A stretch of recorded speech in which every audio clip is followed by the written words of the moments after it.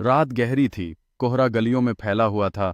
एक छोटे से कस्बे की सुनसान सड़क पर एक औरत चली जा रही थी। उसका चेहरा काले दुपट्टे से ढका था और उसकी चाल में एक अजीब सा ठहराव था। लोग उसे छाया कहते थे क्योंकि कोई नहीं जानता था कि वह कौन है या कहाँ से आई है। उसकी आंखें जो दुपट्टे के पीछे से झांकती थीं मानो किसी गहरे रहस्य को छुपाए थीं। कस्बे में अफवाह थी कि वह रात को अकेले घूमती है और जो भी उसका पीछा करता है वह गायब हो जाता है। क्या वह इंसान थी या कुछ और? कोई भी अपने दरवाजों से बाहर नहीं आता था। वे सब उसकी कहानी जानते थे और उसके बारे में बात करते थे जैसे कि वह कोई बुरी आत्मा हो। बच्चे भी उससे डरते थे और कहते थे कि उन्होंने उसे रात के अंधेरे में देखा है जब चांद बादलों में छिपा होता है। लेकिन उस रात कुछ अजीब होने वाला था।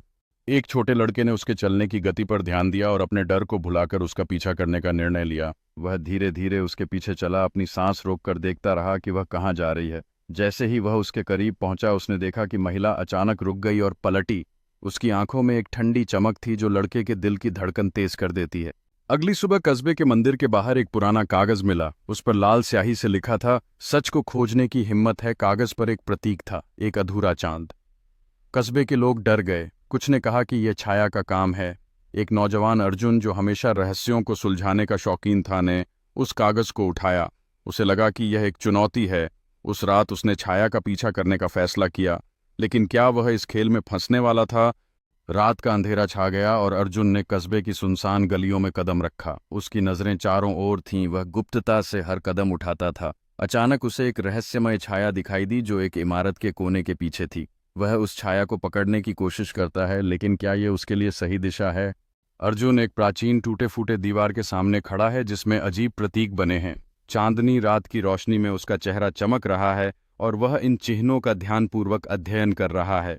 दीवार पर एक खास प्रतीक उसे नजर आता है जो कागज पर बने अधूरे चांद के समान प्रतीत होता है। क्या यह उसी रहस्य का हिस्सा है जिसे वह खोज रहा है?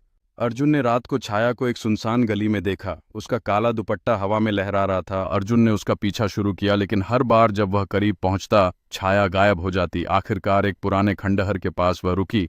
अर्जुन ने देखा कि उसने एक दीवार पर वही अधूरा चांद का निशान बनाया। अचानक छाया मुड़ी और उसकी आंखें अर्जुन से मिलीं।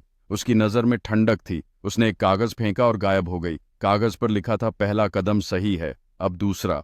अर्जुन ने जमीन से कुचले हुए कागज को उठाया। उसकी आंखों में भ्रम और संकल्प का मिश्रण था जब उसने उस गूढ़ संदेश को पढ़ा। दूर एक छायादार आकृति, संभवतः छाया, चांद की रोशनी में एक पुरानी इमारत की छत पर खड़ी है। अर्जुन को रहस्यमय मुस्कान के साथ देख रही है। अर्जुन ने संकल्प के साथ खंडहरों की ओर कदम बढ़ाया। हल्की रोशनी से लंबी परछाइयां बन रही थीं जब वह दीवार के पास पहुंचा जहां चांद का निशान बना था। दीवार पर अधूरा चांद का निशान अर्जुन की टॉर्च की नरम रोशनी से रोशन होता है जो आसपास के जटिल विवरण और रहस्यमय चिन्हों को दिखाता है। अर्जुन ने कागज को ध्यान से पढ़ा। उसमें एक पहेली थी, वहां जाओ जहां समय रुका है। अर्जुन को याद आया कि कस्बे में एक पुराना घड़ी का टावर है जो सालों से बंद है। वह वहां पहुंचा। टावर के अंदर उसे एक तस्वीर मिली, एक औरत की जो छाया से मिलती जुलती थी। तस्वीर के पीछे लिखा था, माया 1974। क्या छाया का नाम माया था और 1974 में क्या हुआ था? अर्जुन को लगा कि वह किसी बड़े रहस्य के करीब पहुंच रहा है। अर्जुन धीरे धीरे तस्वीर के बारे में सोचने लगा। वह समझता था कि माया का नाम इस पहेली के साथ गहरा संबंध रखता है। क्या 1975 में कोई घटना हुई थी जो इस रहस्य को उजागर कर सकती थी? उसके मन में सवाल कौंधने लगे। अचानक उसे एक पुरानी किताब की याद आई जो उसके दादाजी ने बचपन में उसे सुनाई थी। अर्जुन ने किताब के पन्नों को उलटते हुए देखा जहां 1975 की कुछ तस्वीरें थीं। एक छवि में भीड़ भरी सड़क थी, लोग विभिन्न रंगीन कपड़े पहने हुए थे। क्या ये लोग माया को जानते थे? उसके दिल की धड़कन तेज हो गई, जैसे वह एक महत्वपूर्ण जानकारी के करीब पहुंच रहा हो। फिर उसे अपनी दादी का एक पुराना किस्सा याद आया जिससे सब कुछ बदल सकता था। अर्जुन ने कस्बे के बुजुर्गों से 1975 के बारे में पूछा। एक बूढ़े व्यक्ति ने बताया कि उस साल एक औरत माया कस्बे में रहती थी। वह एक जादूगरनी के रूप में जानी जाती थी, लेकिन एक रात वह रहस्यमय तरीके से गायब हो गई। कुछ लोगों का मानना था कि उसने काले जादू का अभ्यास किया था। अर्जुन को शक हुआ कि छाया और माया एक ही हैं, लेकिन अगर माया 50 साल पहले गायब हुई थी तो वह अब कैसे जिंदा हो सकती है? क्या ये कोई आत्मा थी? अर्जुन ने पुराने पुस्तकालय में जाकर माया के अतीत के बारे में और अधिक जानकारी प्राप्त करने का निर्णय लिया। उसने एक पुरानी किताब खोली जिसमें रहस्यमय प्रतीक और माया का चित्र था। जैसे ही वह पढ़ता गया उसे और भी सवाल उठने लगे। क्या माया की गायब होने के पीछे कोई जादुई शक्ति थी? क्या उसकी कहानी आज भी जीवित थी?